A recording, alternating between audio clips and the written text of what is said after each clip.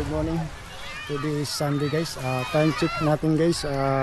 6:39 coming 6:40 na guys.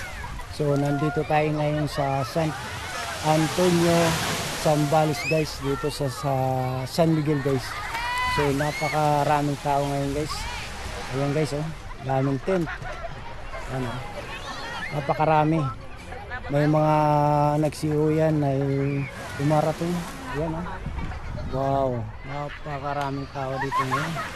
So napaka yung tahimik yung ating kapaligiran dahil walang nagbabagyang ulan at wala. So lumabas si makapangyarihan na araw guys. So yun, napakaganda talaga ngayon ang panahon. Dahil kitang kita natin na napakaraming mga tao ngayon dito. Napakaganda rito kasi yung buhangin nila guys. Kita nyo guys.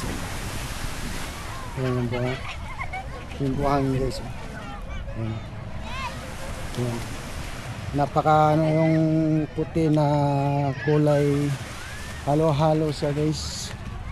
Parang ayan, yung ating tent guys. Ayan. So kanina nagluto na tayo guys yung ating pagkain. Nangamoy na, tapos yung ating ulam guys, nandito nag-ihaw tayo. Bangus na inihaw guys, at saka yung manok inihaw.